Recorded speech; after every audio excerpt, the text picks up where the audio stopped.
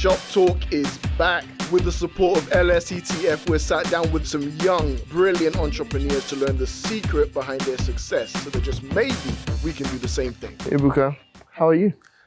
I'm fine, I think.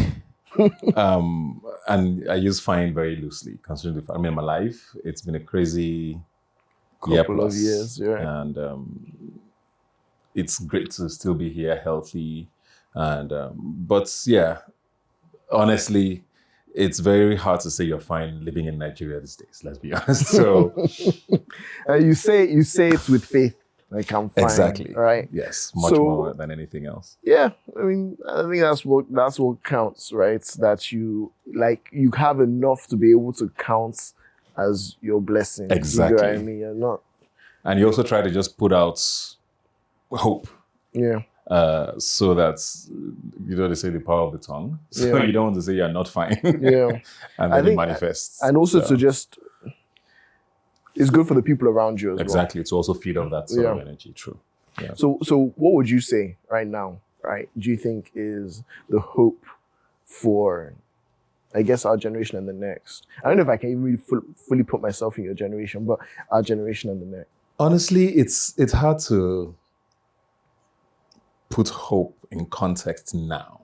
Yeah. And I've been the most pro-Nigerian person you'll ever meet all my life. I mean, when I went to the States to study for my master's, a lot of my friends didn't think I was going to come back. And when I came back, they were like, why would you come back? And I just said, why would I not come back? I had always been that guy who never really saw a reason for not being here and helping, build and work. And I've been very, very sort of passionate about Nigeria. It's wearing very thin, sadly. And it's all around us. I try also not to harp on it too much, but that doesn't make it go away because you see it every day. I mean, you go on social media, you check the news every day.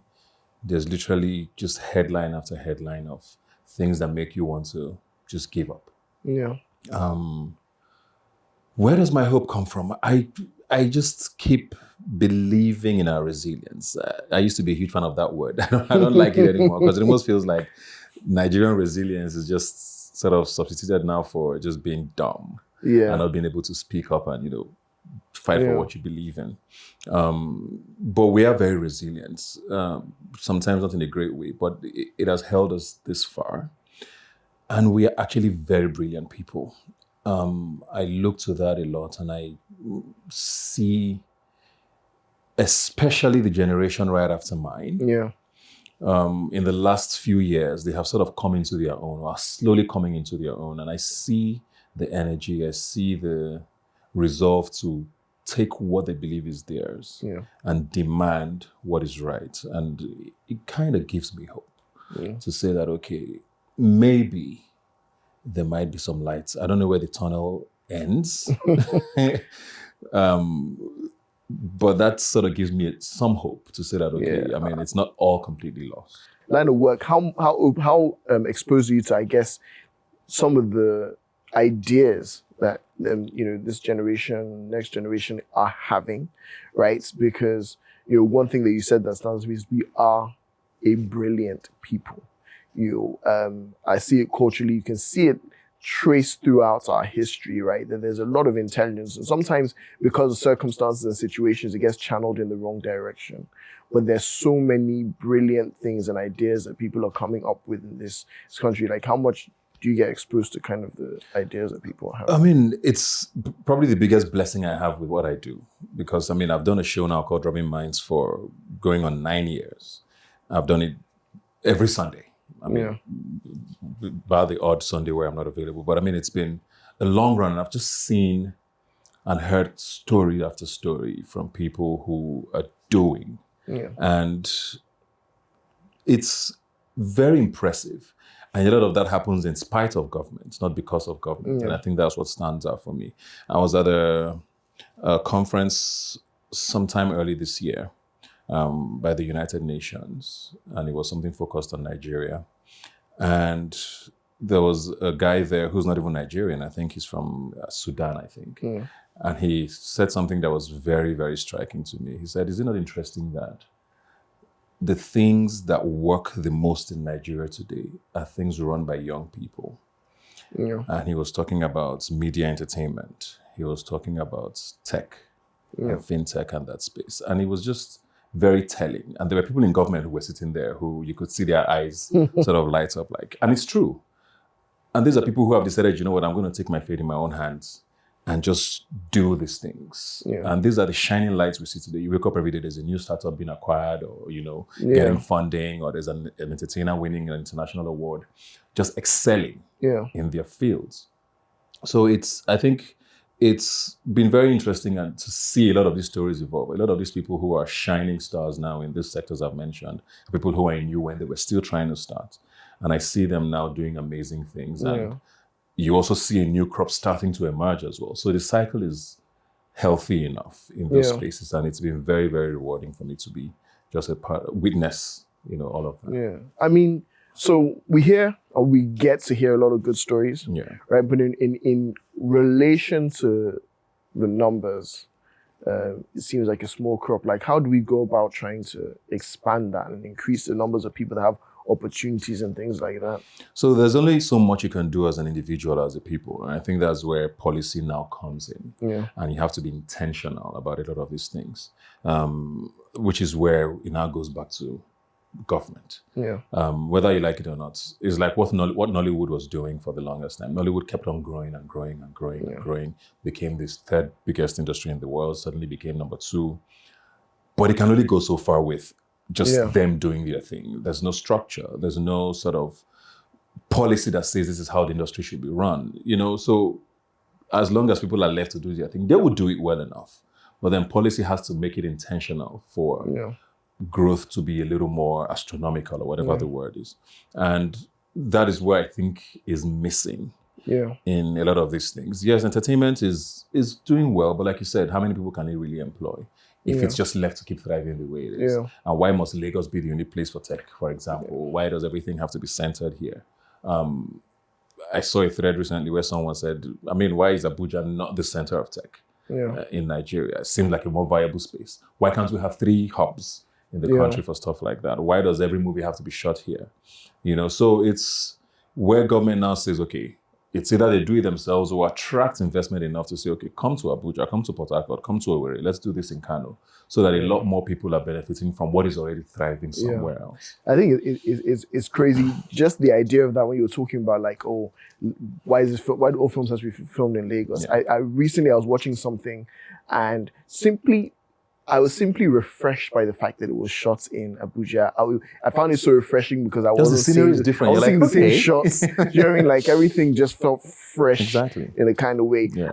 I know that there are some sort of efforts that are being made, right? So I know like places like the Lagos State Employment Trust Fund are doing things and putting things in place. Question is, how do we take that from being centered simply here to other states and all those kind of things, simply because once you're dealing with the numbers of people that we have in Lagos alone, all of a sudden it becomes an almost impossible task. What about for you? I want to talk a little bit, so like how you started off, because I see too many. I see too many in different spaces, right? So you started off, and what made you do something like law school? You're a lawyer, you're a trained lawyer. Yeah. And how did you make the leap from there to where you are today? So I always say, I think I'm one of, I don't want to use the word victim, but I was a product of the lack of guidance counseling in our schools in Nigeria, where you go to school and there's really nobody or no one to say, or speak to you to say, okay, what are you even interested in? What are you good at? Where do we guide you to say, okay, this is what you should be doing? So, secondary school, I knew I hated mathematics. I didn't really care for it. But, I was at a space where I wanted to study something that had a title, barrister, or doctor. And law seemed like the only thing that would sound professional enough if I studied it. And I didn't need to know math or care for it that much. And that was the only reason why I went to study study law in university. I studied it. While I was studying it, I knew I wasn't particularly in love with it. But I was doing it anyways. Of course, I knew I was going to do law school, regardless of whatever I thought about it. Did law school, and then after law school was when I saw this commercial for Big Brother Nigeria at the time in 2006. Anybody who knows me or who knew me then would never have put me on a show like that because it was completely out of the question. It's funny when I hear people say that, because I'm like, but then what took you exactly, there? Because my personality is off from anything you would see on that show. I used to be painfully shy, like painfully. I couldn't look people in the eye. I couldn't have conversations openly in a crowd. I was that guy. Yeah. But I saw the ad in the newspaper. My sister and I were in the living room then, and she says, and we're talking about it, and she's like, I was like, I was going to do it. And she's like, who born you? I beg you. You know, it was kind of like a dare. You could never. Let's just call it a dare that went too far. Let me just put it that way. Because I applied out of nowhere. Completely forgot about it, and I'm being honest. Because I didn't get a call back for like a month or something. And I had just moved on with my life. And then I got a call, you can come for the next stage. I'm like, okay. I went there and I was 23. Honestly, I went there and I saw hot babes. Let me just put it out there. Okay, this wouldn't be a bad idea to be in the same house with good-looking people. And then it went on and went on and went on. And then I got picked. And then I got into the house. And the day I went to the house, I didn't know what I was doing there. I almost wanted to leave immediately. Because it just seemed like it wasn't for me. Yeah. Door shut. There's 11 other people in the house with me, people I'd never met in my life. And I'm like, how's this going to work out? So honestly, I was there for 2 months, and I think it kind of showed, because people who watched the show then would always say, you were a little boring. And it's true, because I really didn't want to have conversations with anybody. I just wanted to be left alone and just be. Yeah. I wasn't interested in tasks in the house. I really just didn't really know what I wanted when I went there to do. But one of the tasks in the house happened to be a drama presentation we had. I didn't want to act because I really wasn't interested in acting. Yeah. But I said, okay, it's going to be a play. Why don't you do the opening monologue and introduce the play? And I did that. And then I come out of the house. Everyone is like, wow, you have a great voice. And you did that task. So why don't you try out media? Now, by then, I had always had an interest in the media, but mostly radio, if anything. Because I'd always heard this thing about my voice. You sound good. But I just felt TV is a little too much because of my personality. So I never considered TV. But when I came out of the house, I'm like, okay, people kind of know me now. Let's try this TV thing out. And that was how the transition happened. Because I just started going for auditions, and then I got my first show about 5-6 months after my eviction. It was a game show on NTA. And how do you get over that shyness? That's assuming it's gone. It's gone. Well, I mean, how do you even deal with it? Yeah, more like dealing with it. I don't know how it happened. At the time, it was more a motivation. I think the biggest motivation for me then was money. Because something I skipped, going into the show even was, okay, let me go do this show, win the money. Because it was $100,000. That was the prize money then. The whole idea was win this money, go to the US and get another degree, and then start my life there. I didn't really plan on doing anything entertainment. So coming out and not winning was like, okay, what do I do now? And the worst thing I always say you can be is famous and broke, which was literally what I was then. Because everybody knows you and expects certain things. You just still don't have a car. It was a weird situation to be in. So I'm like, okay, now we have to make money. So the first motivation was money. So people say, okay, it looks like you can do this. Let me try that and see what happens. And if I can make some money from it. So I'm like, okay, eye on the ball. If this is going to make me money, let's see how much we can, push this shyness aside. And if you watch a lot of my early shows, you would see it, where I would fidget and, my eyes are darting, because I'm really not sure what I'm doing. Yeah. And it's mostly because look at, how production works. There's a gazillion people behind the camera. I'm like, is this how this works?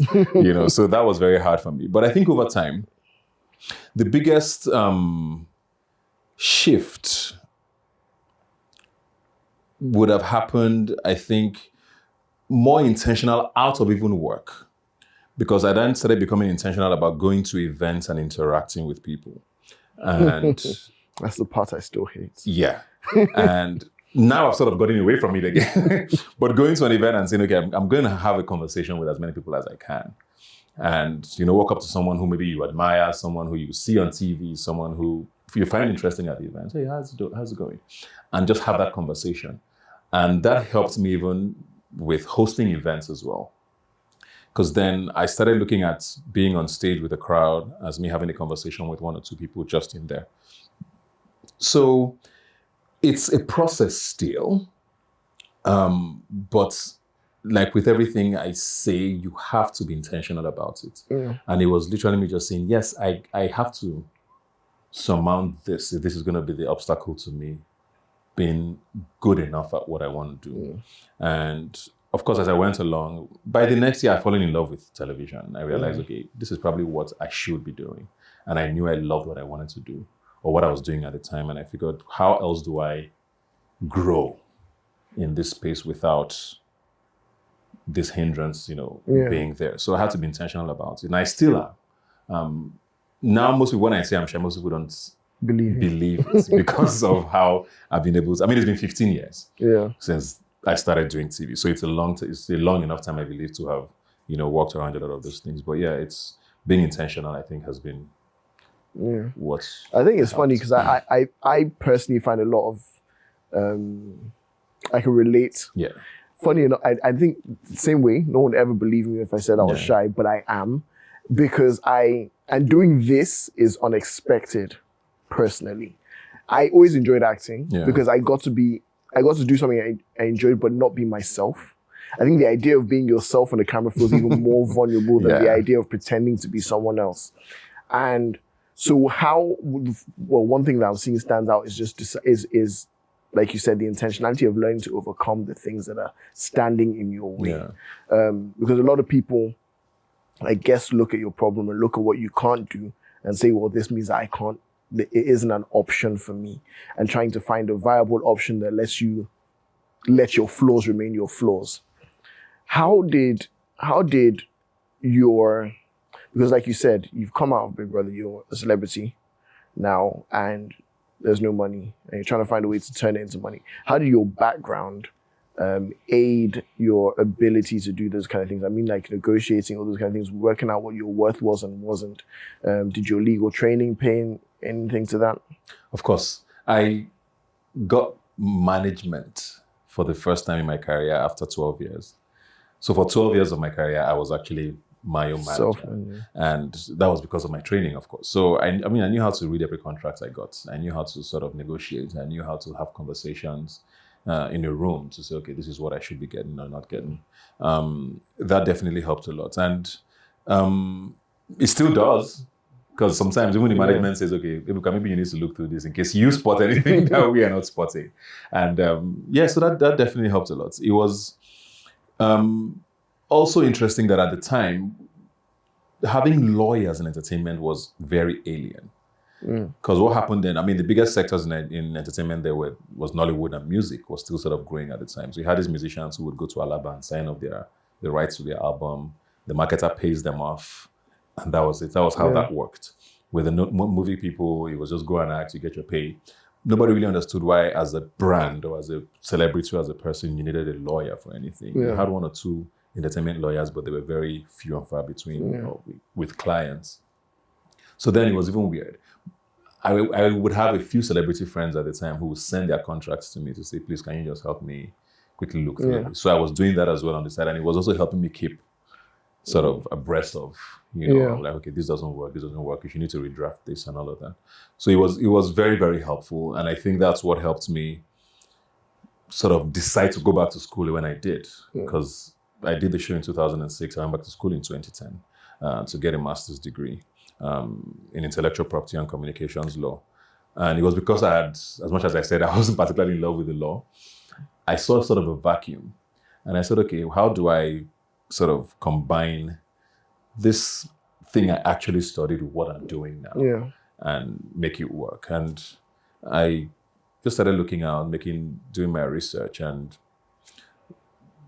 got admission to the American University and packed my stuff and left for the States, which... What was that experience like? Oh, God.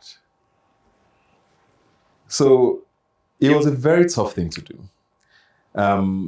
Television here then was still very I mean, you could count the TV stations on one hand. It was literally Channel O. Africa Magic was still about to start off. Then the local stations. Yeah. So there wasn't a lot to do per se. And I was still working on NTA because I had started doing another show called The Glow Show after that. I'd done about 3 other shows from the first one I had done. So I was doing pretty okay. Not at the peak of my career, but I was one of those people you would know, okay, that guy works in media. So to just sort of shut it off and go was a very hard decision. But I also knew that if I didn't do it then, I probably wouldn't do it again. But I always look back and say it was probably the worst time for me to leave Nigeria. Because for some reason, 2010, I always say was the year the media industry in Nigeria changed. Yeah. A lot's happened with new channels, new radio stations, new shows. We had a lot of people who, it was when, unlike what's happening when people are running to Canada, a lot of people moved back to Nigeria. Yeah. So you had the echo there was Tools, Orica, Mercy Dolakoni. A lot of those people came back. And I'm in America looking at Twitter. Sit down in school. And I'm just like... And social media is blowing up as well. So social media is blowing. So now I'm seeing these things in real time. I'm like, oh, there's this new person who's taking the media industry by storm. So it was very hard to watch. And by the time I came back, there was no space for me anymore. And I mean it. It was very hard. And I just kept wondering, why did I do this? Why did I need to go? And I would go have meetings. And every office I walked into said the same thing. Oh, we'll call you back. We'll see what we can do, or there's no vacancy. I had one who not literally told me, but basically the conversation was, yeah, you sound too Nigerian to work here. So I would get a lot of those.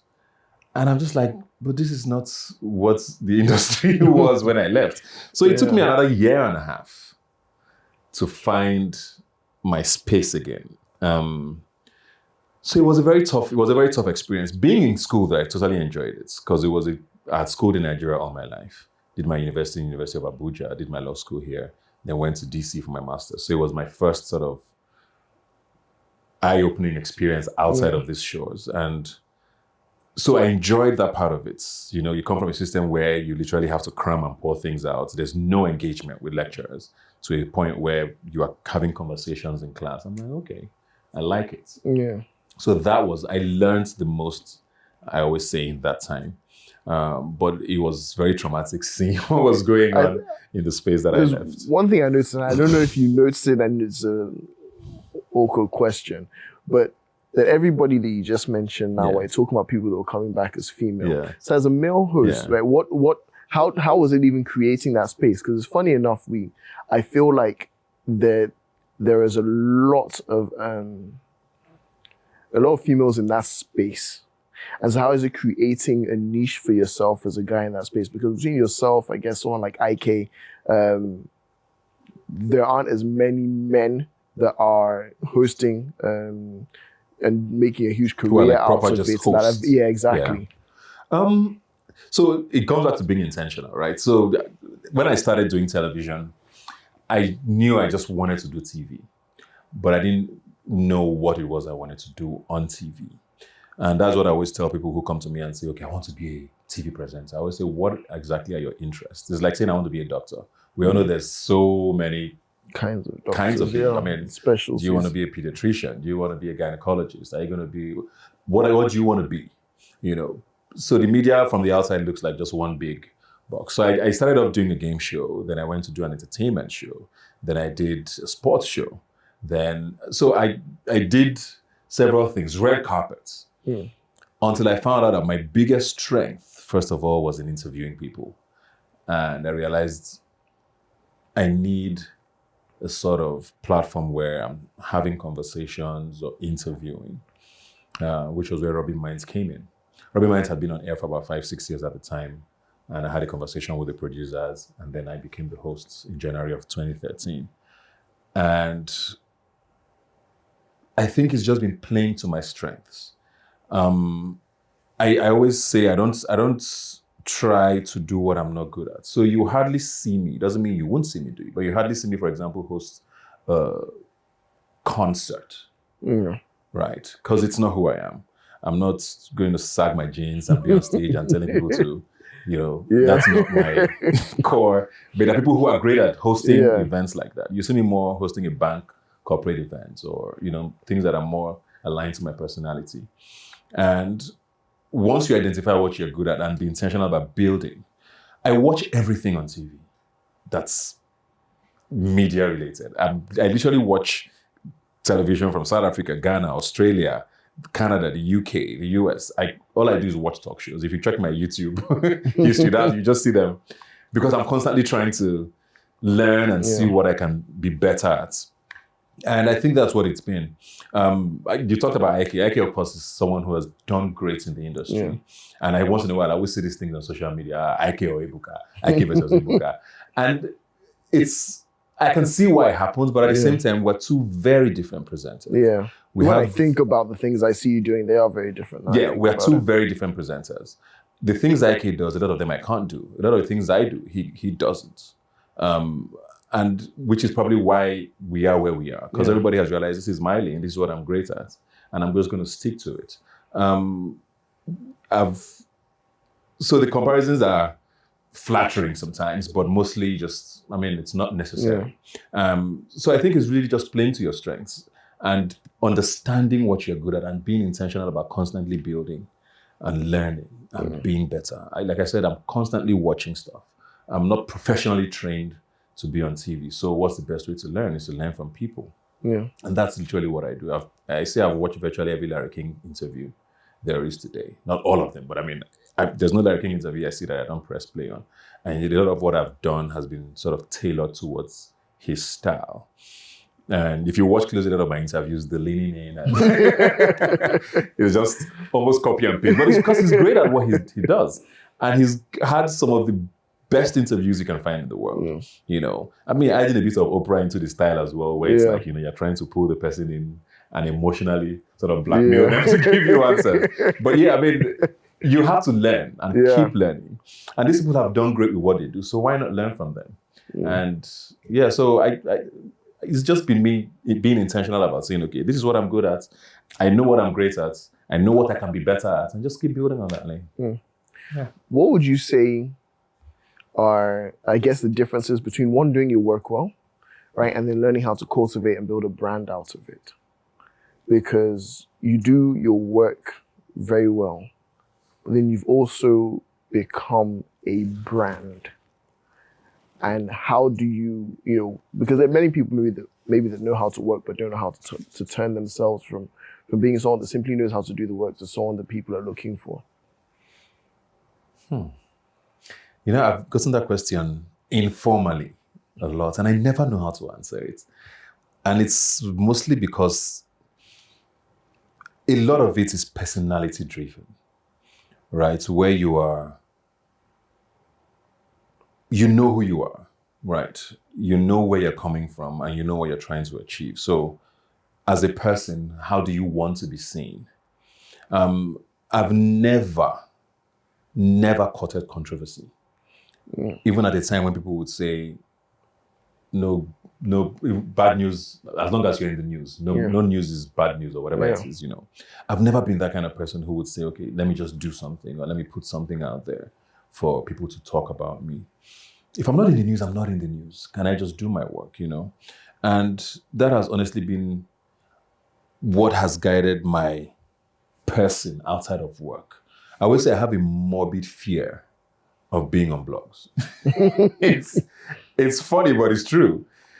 Even if it's for good, just leave me alone because I know what these blogs are and what it can potentially turn to. Even if so they are healing you 1 minute, and the third comment becomes, and then that comment becomes the focus. So I really honestly don't court controversy, and over time I think it has worked for me. Initially, it looked like, why you're not doing enough, And I used to get that saying, do some things now. Let's people, be in the news. But it just was never what I wanted to be. And I just constantly, kept what I needed to keep private. It's my private life. When it's time to work, you see work. If I feel the need to put out anything private at all, I know that I do it on my terms, as against just throwing things out there because I feel like. I'm signed to a telecommunications company right now, Samsung. Sorry if I mentioned the name, but and we're having a conversation on the day I went to sign. And they had said, to the South Korean company, so they had to send a list of names to the head office in South Korea. And, they looked through the potential ambassadors they wanted to sign at the time. And the feedback was basically that the South Koreans were confused at the fact that they looked at my history and they couldn't find anything. And it was more shocking to them because I was on what's literally the biggest show on the continent, which means there's a lot of eyeballs on this guy, but we can't find any dirt. Yeah. So they found that fascinating, and that was why they thought, you know what, let's go with this guy. So something that looked like it was me just being dry all these years pays off eventually. And I think so. It's just all of these things I just say. It's a personality thing. Yeah. I've always just wanted to control my narrative, and at the time when it started, I don't know that we knew what it was to build a brand. I was just being myself and doing things on my terms. Eventually it has become, okay, this guy's brand is great. But at the time I didn't even know that I was building a brand. It just so happened that over time it has evolved to this person being this brand. And even same thing with fashion even, which is suddenly now a tagline. Like I said, even me, I felt a level of pressure because Ebuka is coming, so What's wrong with you? No, but seriously, even that as well happened. I've always liked to dress up. I've always enjoyed clothes. I used to make jokes in the past, when I started off on TV to say, since I wasn't very good at presenting, at least you forget that I'm a bad presenter and look at what I'm wearing and something at least keeps you watching, I've always liked to dress up. Before Instagram and all of these things became a thing, I would always be on all of these best dressed guys of the year and all of those things. But I wasn't doing it for that. It was just because I liked to look good and dress a certain way and appear a certain way. And then it has now become his brand. Yeah. Also unintentional. It just so happened that this is what I like. And this is what my person is. And I guess the package is working. I think we live in a world right now, especially like you brought up social media, where there's so much, sometimes it feels like there's so much pressure. Like if you want to do anything, whether it's a business, whether it's just for yourself, whether it's making yourself a brand or anything you have to do so much with social media. Yeah. What level of thought do you put into that? I mean, now you're talking about it, you say it's just because I just always enjoy dressing up, but even now where it's become a part of, I guess, business, how much thought do you think needs to go into what you are and aren't doing on social media? Of course, a lot. Anybody who tells you it's they're not paying attention to what they put out is lying. I look at my Twitter history just to start with. I think I joined Twitter in 2008 or 9 or thereabout. And I know how I was on Twitter at the time when it was okay to just have any form of conversation and just be fine. Of course, now I can't do that. First of all, Twitter is a different space. Also, I am in a different place. And there are more eyeballs on me now. So before I put out any tweet, I'm going to think of the 8 different ways it can go wrong or it can go left just by people responding or interacting with what I put out. So yes, I'm a lot more cautious. If I can have this conversation with my friends or with my wife at home, I'm just going to have it there as against putting it out there and being misunderstood or where nuance or context doesn't come into play. Same thing with Instagram. Yes, Instagram has become a marketplace, whether we like it or not. And it has also become a part of a lot of our businesses now. Because if you're going to work in this industry, a lot of the time, people tell you, I checked your page to see if we could hire you, if we could have this conversation. Yeah. It's a fact now. So yes, I'm more intentional about, okay, does this picture work for what I'm trying to achieve? Yeah. Do I even need to post this? Does this information need to be out there? So yes, I'm more intentional. And I think it's very important for anybody who wants to work in industry. A lot of people I know in the industry have 2-3 pages on social media. 2 of them are private. That's where they put their, for want of a better word, mess. And then they have the one where it's curated for their career. And I think it's a great thing because whether we like it or not, it's just the world we live in now. Yeah. And social media has become a huge part of our person. Some people will never meet you in life. And their entire opinion of you is formed by what they see there and what you put out there. So yeah, it's very intentional and very deliberate now. Yeah. How do you manage? Because I, like, literally, as we've been talking, even before you started saying it, it started to reach out to me that you're very visible, but also really incredibly private. And how do you manage to, in a world where so many people maybe want your attention, want information about you, wants to know what's happening, wants to learn, you want to get something out of you. How do you manage to keep that privacy? It's very hard though, because you're also caught between, whether you like it or not, if you work in an industry like this, you are where you are a lot of the time because of those who admire you. I'm not a huge fan of the word fans, but I guess that's what it is. Yeah. People who support your career. And most times there are certain demands they would make naturally, good intention, and you're also always caught in, maybe I should give out a little more, or maybe I should tell them this, or maybe I should, just because they support you, and it's genuine support a lot of the time. Which is why what I was talking about earlier, it goes back to your person and what you want your narrative to be. With social media, I always say, with every little you give, you're almost always tempted to give just a little more until, you've given it all. And then you're almost not in control of, almost handed power to people who shouldn't be in control of your life. So I've learned over time to be to pay a little less attention to what is said. I always make this joke when I host Big Brother, because Big Brother is a whole other monster. And I say that very nicely, especially when the show is on, because the fans are very intense. And I do the Sunday show, and there's all of this Q&A I have with the housemates and all of that. And it always generates sort of conversation. And after the show on Sunday, I hardly ever go back to Twitter until about Tuesday, Wednesday, because I know what I'm going to see when I go there. And it's just me intentionally saying, okay, let me not separate see this. And maybe it gets to me, or I feel the need to react, or I feel the need to put something out. So it's kind of the way I deal with stuff. If I put out something, or if I feel like there's something that's going to mess with what I'm trying to achieve, I try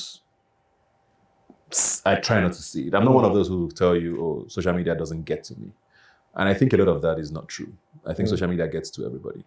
Some people handle it better than others, but I think it gets to everybody. I know people who seem strong, who give off that bring it on attitude on social media, who cry, and I'm talking literally, behind the scenes from what people have said to them or done to them on social media.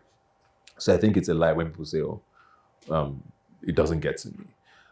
Which is why I handle it the way I handle it. I just don't want to see it, so that it doesn't hit me in the way I don't want it to. So I stay away when I can. I don't want to say engage, because I like to engage. I think engaging is good. But if it's not aligned with what I'm trying to achieve, I'm most likely going to try not to see it. I want to talk a bit about motivation. Right. So you said early on that your motivation starting off was money. Like, you just need to make money. Well, now that we're 15 odd years in fact, right? What's your motivation now? Still money. I'm just joking. I'm an evil man. You have to take me as I am. But that aside, I'm at a place now where virtually every day, virtually every hour, I get a DM from someone saying, you're my inspiration. You are a role model to me. You are a mentor, even if I've not met you. I get a lot of those messages now constantly. And I'm only human, and it says something to me to say, okay, now what I'm doing has to have some meaning to it, where as much as I'm doing my job and I'm doing things on my own terms, I'm also letting people understand how life should be, how you should build a career, how you should live. I always like to go back to rubbing minds. When I started rubbing minds, I started it off with a purpose to be that guy who you would be scared of being interviewed by. My model at the time was Hard Talk on BBC. I literally would go on that show every Sunday and just almost be rude to people. because I wanted that attention. I wanted people to say, Ebuka is tough. I've had someone walk off sets, pull their mic off. I've had another person who's a great friend, even a huge celebrity, who didn't talk to me for months after I interviewed them because of things I said on air. And it wasn't me, but I was doing them because I wanted to achieve this, attention. I wanted people to see me a certain way. I'm still doing the same show now, but I do it differently now because what's the aim now? Get a good interview done, get as much as I can get out of the guests, but also get them to leave happier, and also the viewer to learn, and the viewer to also see, oh wow, Ebuka is such a great interviewer. I wish I could be that. So the intention is now different, and that is sort of what it is for me now. A lot of what I do now is more, what am I leaving after all of this? What is anybody taking out of this? Same thing I do with the black box interviews, which was intentional with even starting that in the first place, to say, okay, I want to have podcast type interviews with people, extensive conversations with people, because a lot of our celebrities here don't tell their stories enough. And the whole idea is get them to sit down 2, 3, 4 hours, just talk about everything that they're okay with, but have it in a way that they're happy. Yeah. And I've done 6, 7 interviews now, and I kid you not one person has left that show when they were supposed to leave. Like, we say, okay, thank you for being here. And then people, they're still sitting there like, wow. This is after 3, 4 hours. And they're still wondering, are we still not going to talk some more? I'm like, I'm tired. So that's what I try to achieve. So just, the motivation for me, like I said, is just to leave something behind. If it's a lesson, if it's knowledge gained, if it's inspiration, whatever it is, but just something positive, to just leave it behind. For the viewer, for the interviewee, for anybody who's just experienced what I do. For the sake of learning a personal nugget, right? How do you, because I mean, yes, you've talked about, you listen to a lot of interviews, listen to a lot of interviewers and different styles. When it's someone that you don't know personally, how do you do that, where you draw them to the point of wanting to reveal themselves? Because I know that a lot of time people will come to me and you say, there's certain things I'm not letting go or revealing about myself. You want to take my secrets, huh? Yes, so I want to get it. So here's one thing I always say, first of all. I think a lot of what I do now, and I'm very grateful for that, people coming on whatever show I do, there's, first of all, I believe, a certain level of respect for me that they come with. So they are not as antagonistic as they would have been towards me maybe 10 years ago. Because now, okay, it's Ebuka, I guess I can kind of trust him. So I think that helps me, first of all. Then secondly, what I've learned is the hard-hitting questions are not, I like to de-emphasize them. Right, where you don't make it look like that's why I want you here. And one thing that has always worked for me is starting interviews with your guests, making them feel like either you know them enough or you like them a lot. I don't want to say you've done your research, because when you do your research, you might almost come across academic. But the first few questions, they feel like, oh wow, okay. This guy likes me. And I think that helps a bit, where it could be a personal question, it could be something about something they've done that maybe not a lot of people care about.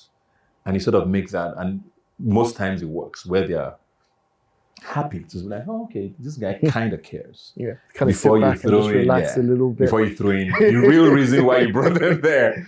So it's just, it always helps to soften them before that. So I think that kind of works. Interesting.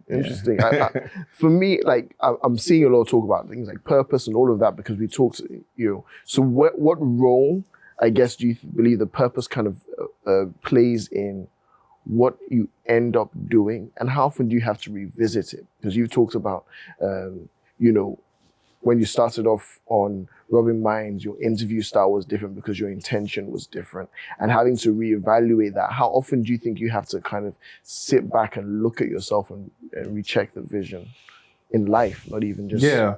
I don't know how often, but I think there are just moments that come where you're like, yeah, maybe this is what I should be doing now. It's probably happened about 3-4 times in the last 15 years.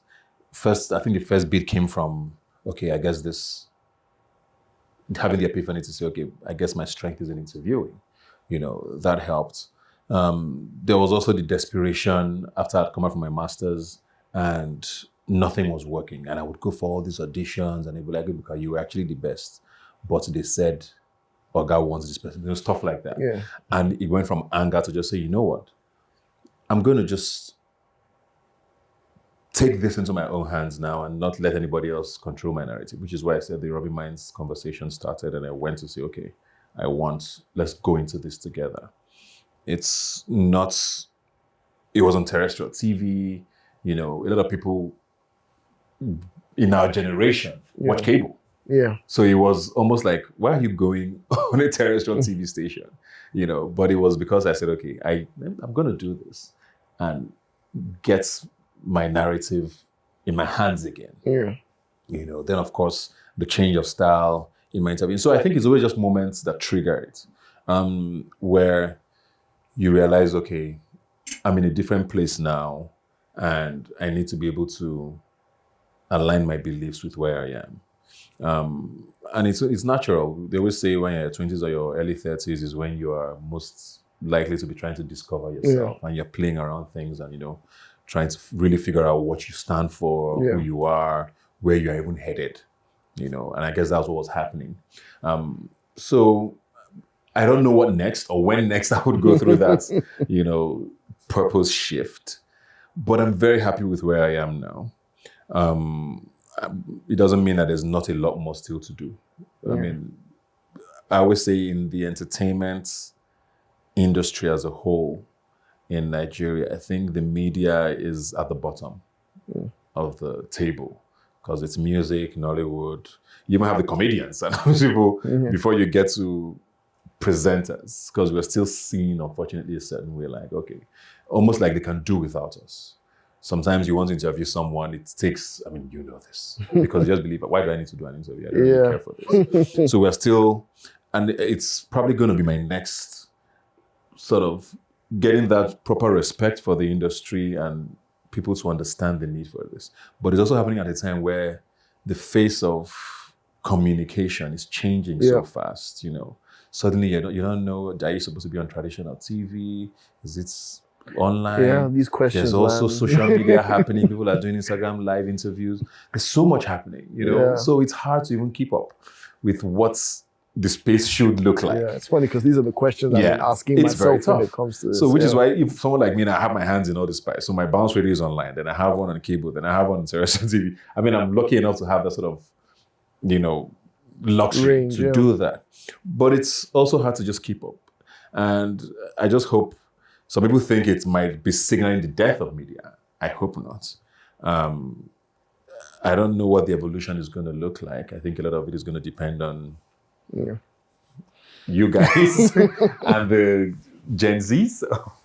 So I think one thing that highlights me, I guess, is there any through line, I guess, that you could see between these different bookmark moments, these kind of moments in your life where you had to kind of reevaluate the vision and reevaluate what you're actually doing? Are there any through lines of the kind of things that people should be looking out for this is when something is changing or something is shifting right now in my life? And these are clues. I think the word that would stand out for me, unpopular word is unhappiness, but I guess politically correct word is lack of satisfaction. If you're not feeling it, and you can tell what you're doing differently. And it's not a very easy choice to make. Like I said, there are people who would do the interview I was doing. And if I was doing well with it, Robbie Minds, I didn't need to change. So it's a conflict of, it's doing well. People love this style. I get talked about every Sunday. I'm on blogs every Sunday because someone couldn't stand the question I asked. But why change it? Because I wasn't completely happy with it. And I think that's probably what, a lot of these points, it was just a case of, it might be working, but am I really satisfied doing this? So I think that's probably the one thing that I would say stands out or stood out in all the times that I had to sort of do a rejig. It was just not being happy enough. And we're humans, we know. Yeah. We always know when something is telling us, guy, come on now. I think it's funny because I mean, even looking at this, I mean, Yeah. obviously I started off in the barbershop idea and I've done the round table, which you've done. And so it's coming and doing it like this is different and it's how do you get more out of what your actual overall intention is and the kind of questions you have to ask yourself in that space. I like the round table though. Yeah, I enjoyed it too. I enjoyed it, but you know, I think sometimes everything fits what kind of picture you're trying to go for at the time, or what's happening in the season that you're in, and those kind of things. And like you said, what are you trying to achieve overall? You were talking a little bit about that transition, and it might appear when it comes to media, at least, that people might talk and say, okay, is this the death of media? But really often, most of the time, it's really just a transformation in the way things are being done. Yeah. So outside of media specifically, there's a lot of transitions going on generationally in terms of people building and ideas and all that kind of stuff. What do you think that the current generation needs to be able to supply to the next generation for them to be able to do what they ought to do best? And this is, you can use media as an example being where you are, but in the wider scale, because there's an entire new generation of people that are hungry. And we saw that kind of in the NSAS space, that there's a fire to be able to take responsibility and to stand now, but to help them achieve what needs to be achieved, especially if we're going to recalibrate the nation as a whole. Right. It's very simple, listening. What we need to give them is our ears. And I think it's across board. I don't know if I'm right or wrong, but it feels like millennials, Gen Zs, of all generations that I know of, are the two who are so close together but so different. I don't know if it's happened anytime. I mean, I see areas. I see areas. Because is Gen X before? Who's before millennials? I can't remember what they're called before millennials now. But I mean, I have siblings who are in that generation, and I have friends in that generation, and I don't know that we are that different. But with the Gen Zs and the millennials, it's interesting how close we are, but also very different. And it comes a lot from how much technology changed in that space. Yeah. You know, the 90s and the noughties, that's what they're called, right? were very interesting times to be born. And a lot of us before then were almost fully formed before this thing started. So it was a very, very big change in the way people reason. And so what you get now from people in the older generation is always this: people are too noisy, they are impatient. Yes, they are, kind of. Let's be honest. You know, they want everything to happen now. Because that's how the media That's how the media has sort of, and it's what they see. I mean, on Instagram, you're seeing 23-year-olds who are billionaires. Yeah. Every day. Yeah. People are 21 buying Bentleys. Yeah. You know, so it's hard to be at that age and in that space and not think a certain way. So I think a lot of listening needs to happen. I don't think a lot of us give them enough respect. I don't think we understand them enough. Yeah. And it's very important that we do, especially in Nigeria. I mean, we've all seen the numbers, the demographics. Yeah. Youth population here under 35 is almost 70% of the population. Yeah. So they literally own the country. You can't ignore those numbers. You can't ignore their thought process. You can't ignore their demands. And we kind of saw that with the NSAS, which is why even our fathers were shocked. They had fought the military, they had fought colonialism, and they would tell you they had never seen anything like this in Nigeria. So it's very telling that a lot of that was driven by that generation. Yeah. And, you know, just their hunger for just being heard. So I think we need to listen a lot more. In our small spaces, whether it's on a grand scale, country-wise, or in our sectors or one-on-ones, but it just needs to be a lot more communication happening. Yeah. And it's one of the reasons why I think I'm still where I am, because I'm very intentional sometimes about it. So my friends call me the Gen Z millennial.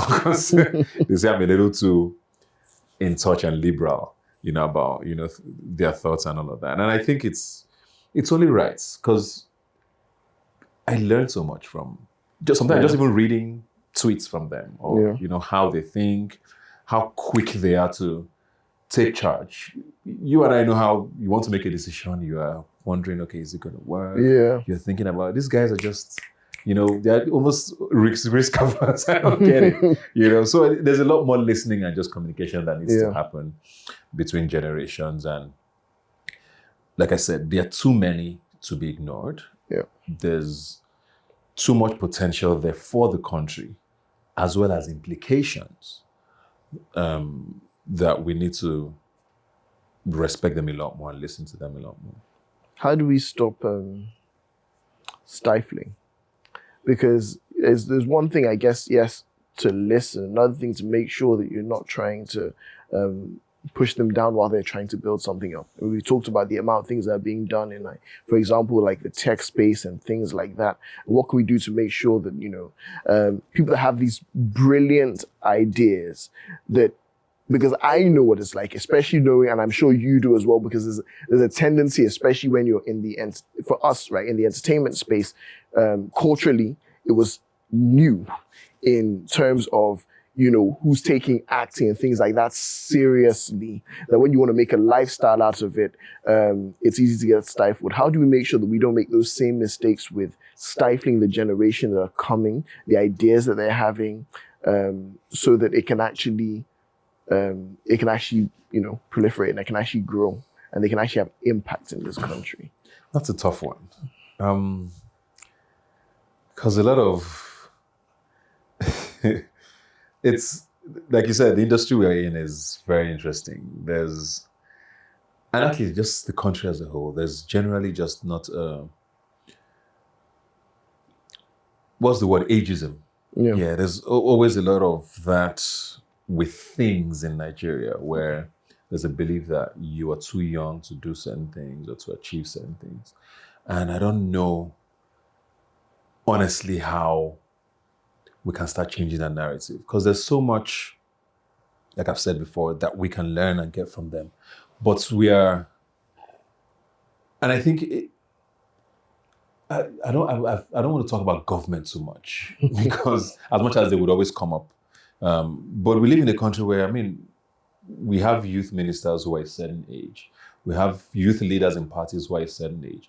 So the picture you see is that if you're a certain age or under a certain age, you are not welcome to the table anywhere. And it sort of seeps into all these other sectors where you are not allowed to thrive, which is why the tech spaces and entertainment, for example, are different a little, because people can do things in their corners. Yeah. We've seen what's happened, for example, with social media comedians in the last 4 or 5 years. These guys are doing crazy things. Social media numbers are insane. Yeah. They're getting endorsements. They're making a living, just from doing skits for 4 or 5 years now. And why? Because they didn't need anybody. They literally just took a phone and started doing things in their space. Same thing with tech. You have a laptop, you start working on something. Yeah. So it's easier in these spaces to thrive. I think a lot of it is cultural, is what I'm seeing, where they just believe that age determines how far you can go. I'm 39. People still call me a youth. I might look it, thank you very much, but I'm not, to be honest. Because first of all, with the United Nations, I think it's under 30, or even 25. NYSC says 30, right? So if you're 31, you shouldn't even be a youth. Yeah. Nigeria says 35. But you see people who are 45 who still say youth party and youth this and youth that, So it's very cultural. You're a small boy until, I don't know when. I don't even know what the cutoff age is anymore. Yeah. But that small boy tendency is very cultural. And regardless of what tribe you are, it's at the core of a lot of things we do. And I think that seeps into workspaces, into sectors. So maybe the answer to that is technology eventually. Yeah. If human beings are not going to let young people thrive, and people are just taking charge of their lives with technology and doing things because they can in their space, and that's probably going to force people to shift the narrative. Like you said, tech is happening. It's taking government a while to understand what's happening there because they can't seem to get it. Yeah. You know, these are guys who usually come to the civil It's also service harder to contain. Yes. Yeah. They will usually come to the civil service to ask for a job. Suddenly, no, these guys are just doing their thing without me. Why don't they need me? You know, so technology is going to change a lot of that. And I hope it does. Because if something hasn't worked, why do we keep repeating it? Yeah. So the change has to be forced, and I really, really am a fan of disruption. I always say, as much as I love what I do, I'm not going to be here forever. And it's only fair that the people who are supposed to be coming are even better than you are. Yeah. So why not just let them thrive enough before? So I don't know. Maybe technology is going to be the answer. It's already, like I said, it's happening in tech. It's happening in entertainment. People are shooting movies. People are shooting movies on their phones now and putting it out. People are shooting movies and putting it on social media, YouTube. They don't care if they have a distributor, if a cinema wants to sign them on, or if this big producer wants to work with them. They're just doing it because they can. And the world, especially because of COVID, has even made these things shift faster than it would have. Because now people are just sitting in their homes and looking for content and working on content. And so I'm really hoping technology might be the answer. I don't know that we as a people, because of our cultural sort of beliefs, would let it work. So, before we wrap up, 3 nuggets that you believe, right, any young person trying to start and develop a business or brand needs to consider and think about if they're going to be able to take something from idea to conception. First off, very important. You said start a business, and I think money is very important.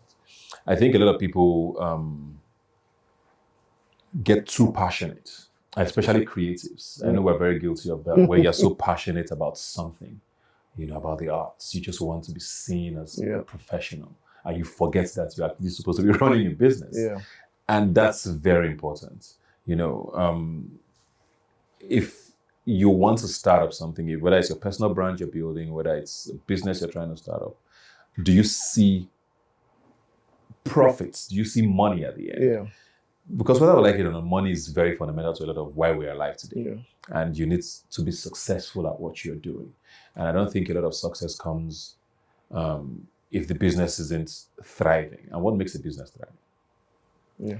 So I think you have to always keep your eye on the ball. I think it's very key. It pains me a lot when I see, and it happens so often, you see a lot of people who have been in entertainment for 15, 20, 30 years. They fall sick and they're trying to raise funds. And sometimes you see the amount of money they're trying to source for, and you wonder, he couldn't save this up? Yeah. I mean, if you worked this long in a business, there's certain things you should be able to afford. Yeah. Why then did you do the business anyway? So I think it's key that people start seeing that. Yes, you're passionate about it, but you should also be able to make money from what you're passionate about. So I think that's very key. Secondly, which is something we've talked about here a lot, is the belief in what you want to achieve. Sort of what's the end goal? What's the message? I don't think anybody starts a business to hurt anybody or starts a business to not have an impact positively on people. So what are you trying to... What's the legacy? What's the legacy? What's the motto? What does that business stand for? Whether it's your personal brand, whether it's a brand outside of yourself that you're building, there has to be something that you want the business to stand for, which is, like you said, the legacy. So I think you also have to know that and always keep that in mind. Yeah. You might make detours along the way, but at least ultimately, this is what I want to be seen as. This is what I want the business to achieve. Finally, not very popular, especially in these times. And especially, like you said, cross-generational is collaboration. I don't think anybody knows it all. I don't think it's impossible to stop learning. I don't think it's impossible to I don't think it's possible to do it on your own all the time. Yeah. And regardless of the sector you're in, you can see it kind of happening in the two sectors we keep talking about, where young people are working, Yeah. where some of the best startups we've seen out of Nigeria now have been partnerships or collaborations, in entertainment. Brands are being built now, movies are being shot now because 2, 3, 5 heads have decided to come together and say, okay, let's make this thing work. And I think I understand sometimes why people don't like to share their ideas. And, I respect that, but I think it's also key that people don't lose sight of the fact that sometimes by the time you get someone into this, you'll be shocked at how much you can achieve. I give the example of Bounce Radio. I don't know that it's an idea I've always had in my head. Then I had a friend, Olamide Adedeji, who is a producer. And interestingly, he also always wanted a show like that. He just took a conversation and he's like, okay, I guess we can do this. 2 heads came together. I would never have done it on my own. He probably would never have done it on his own. But then that show was born because, a conversation was had. So I think it's very key to realize that as much as you want to build your brand and, I always see some people say, oh, Kylie Jenner, self-made billionaire, yes, we respect that. But she didn't do it on her own either. Yeah. She might be the name on the brand, but there's a whole lot of people who had to come together to make that work. So you need to work with people, trusted people. But yeah, collaboration is very important. Thank you very much. You see how I like to end with that lead that came in? The Larry King lead. Yeah, I was like something, that's my wisdom nugget of the day personally, right? Mm-hmm. Thank you so much, Ebuka. I really enjoyed it. Yes. And, hopefully we'll get around to a point where, we're doing this, it was sometime in the future and you'll be able to see the growth. Right. Right. Thank you so much. Thanks, I really appreciate it. Thanks for having me. I really enjoyed this.